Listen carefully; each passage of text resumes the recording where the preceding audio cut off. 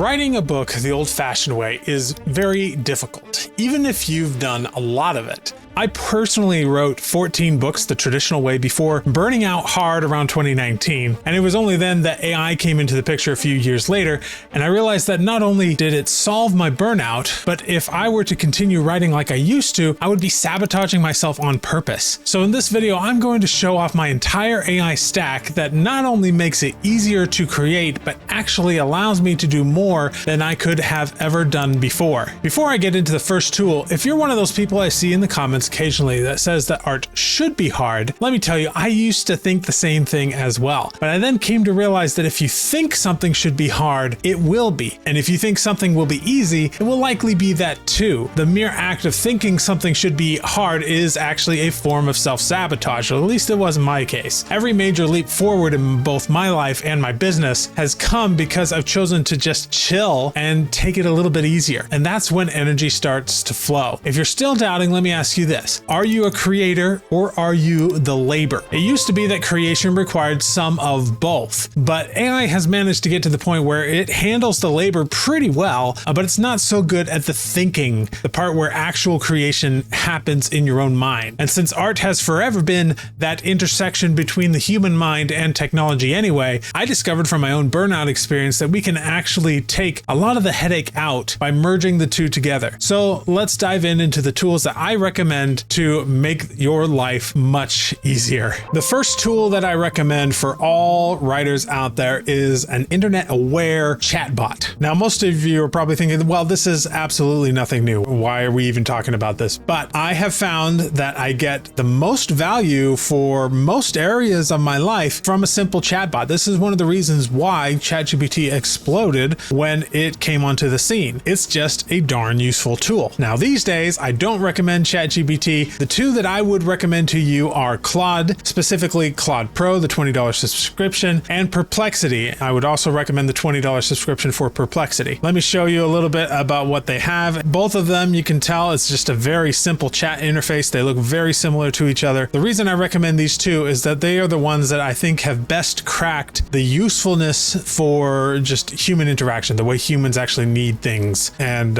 integrating into your life and your office and all of that. I used to recommend Perplexity almost exclusively because one of the things Perplexity can do, if you see here, I can select a model and there are multiple models to choose from. Like if you enjoy the Claude models, you can actually get Claude here inside of Perplexity. But if you like the GPT models or the Gemini models, you can get those too. They also have their own proprietary models. And Claude doesn't do that. Claude only gives you access to their own models. And the reason I don't recommend Perplexity as much as I used to is because due to their terms of services, you can't actually use anything from Perplexity for commercial use. That's a big hang up for me because here on this channel, we do a lot of writing with AI, a lot of that co-creation, and Perplexity doesn't allow you to use that for commercial use. However, if you're only going to be using a chatbot for everything non-writing related, because when I get to tool number 2, we'll talk about something that you'll use instead for most of your writing, then Perplexity is absolutely fine. I use it primarily, it's my number one chatbot that I use for most of the tasks that I need it to do, mostly regarding research as a kind of Google replacement and various other odds and ends that I need AI for. And that's one of the great things about a chatbot in general is that it's a great catch-all for everything that you could possibly need. It might not be as specialized in any one area or another, but it's good enough in almost everything that it can be extremely useful, which is why I recommend it. So if you don't think you're going to be using a chatbot for any kind of actual content creation, then Perplexity is definitely the one for you. If not, I recommend Claude, which tends to be the best one for content creation. I say tends to. It also happens to have a lot of really good integrations with other things, and it's connected to the internet just like Perplexity is, although I don't think it does quite as good of a job that Perplexity does at citing its sources and doing that research quickly and efficiently and all of that. Claude is also known to throttle people, so if you're using it a lot, you may be told to come back later. And I've never run into that issue so far on Perplexity. complexity, although I think they are clamping down a little bit on some of their usage. So once you've picked a tool that acts as your catch-all for everything that you could possibly use, we do need to get some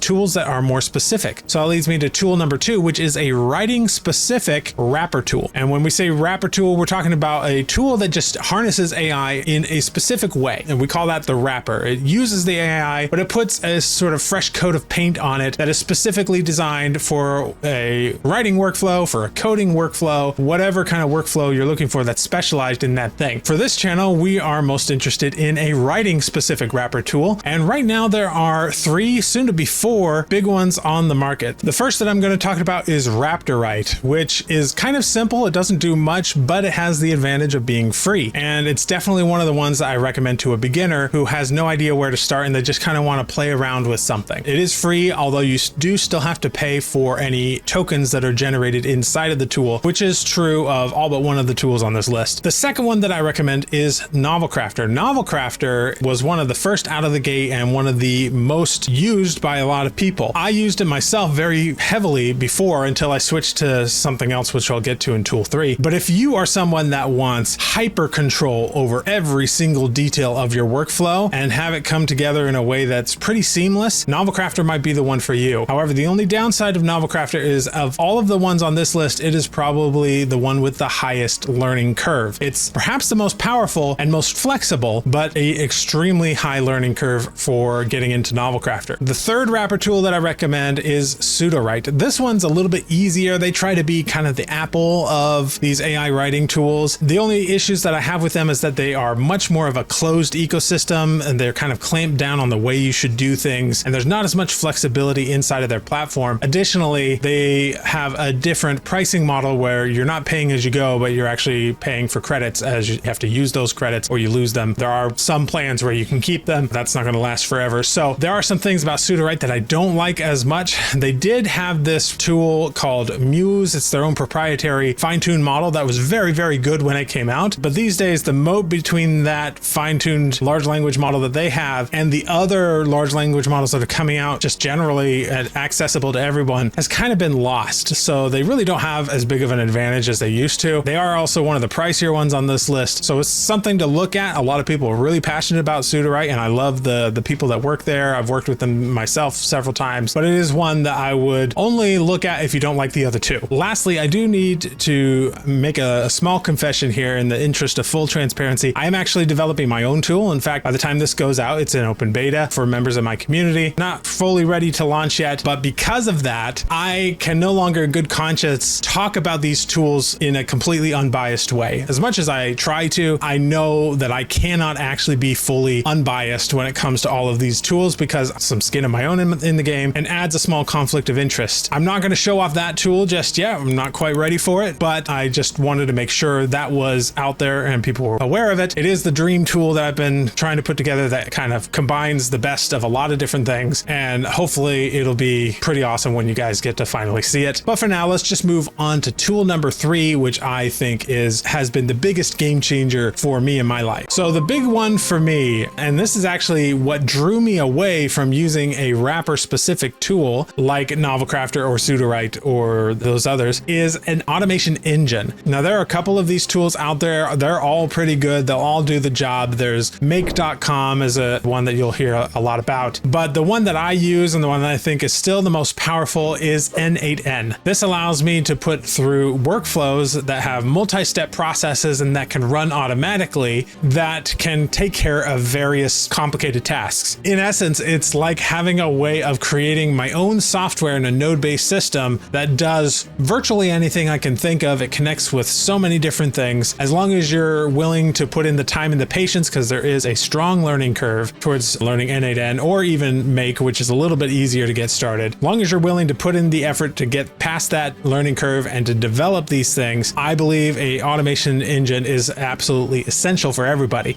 Even if you have a writer-based wrapper tool like Novelcrafter, for instance, or this new tool that I'm building myself, it's useful to have a understanding of how these automation engines work because there may be things you want to tweak about the workflows that you get in that other tool, or there might be other workflows that you want to create that have nothing to do with those tools that are just for you personally. For instance, I'm building one right now now that goes through all of the incoming news reports that I get in different newsletters about AI and kind of summarizes them and puts all of the links in a convenient way so that I can very quickly go through and look through them. And it's just stuff like that that can be really, really useful. I also created a YouTube script generator that I used to actually monetize another YouTube channel that I have. It was an experiment, so I'm not working on it now, but I managed to monetize it in about 3 weeks, which is an insanely quick thing. The only way I was able to do that is I released a video every day, and the only reason I was able to do that is because I had a YouTube script generator that made the first part of the YouTube process very, very slick. But I also use it for writing as well. As you can see, I've got a couple of different things here. I'll show you this one, for instance. This is my automation that takes an outline and generates chapters from that outline. And it's a very lengthy multi-step process. And right now, the tool that I mentioned is something we're working on that actually takes what you see here and incorporates it into the tool, so you don't have to learn all this stuff to do it. You can just click a button and it'll do it for you. But regardless, I think having the knowledge to build something like this is an extremely valuable knowledge to have. In fact, we even have a member of my community who learned N8N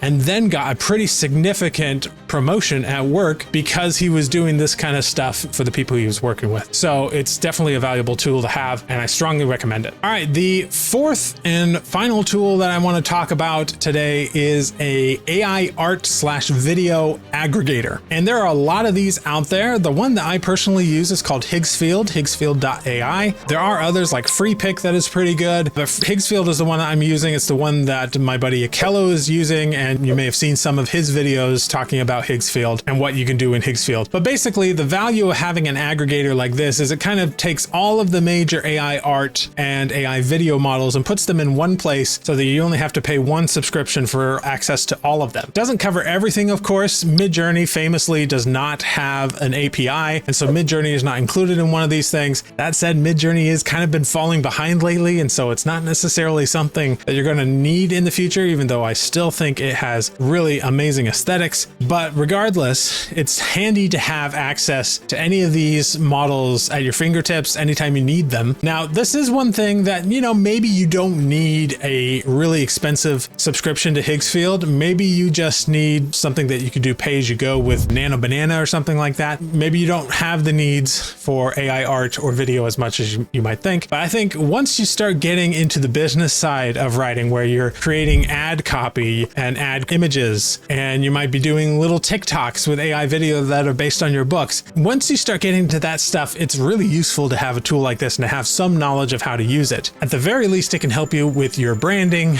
and making sure everything looks nice wherever you are on the internet. Like, I used it for some assets here that I put inside of my school community. I used it for silly stuff that I just random things that have nothing to do with my business. I've been working on this little AI video for like this 8-bit character that looks maybe something like me if I was a little bit more handsome and in 8-bit, and lots of other things, as you can see, that I've been using it for, just various assets, and including video, where here's that video I was mentioning. There's just a lot you can do with something like this, so I strongly recommend you check it out and have access to something like that. It can save you a whole lot of time and really boost you forward, especially when you get into the marketing side of your books. Before we go, I want to just add a couple of honorable mentions. These aren't all AI tools, but they're tools that I use regularly in my author business. First, there's AutoCrit, which is an AI editing tool. It's not all AI. It didn't start out as an AI editing tool, but they've incorporated a few AI features that have been really, really helpful over the last couple of years. Then there's Atticus, which is a book formatting tool. You also might use Vellum if you have a Mac, but a formatting tool is, in my mind, an essential piece of the publishing process. If you don't have a good formatter, you're probably going to have a hard time publishing things to Amazon because your books are going to be a bad experience for readers. I also have a tool called Publisher Rocket that I use very frequently for research, specifically for keyword and category research, to see what are people searching on Amazon, and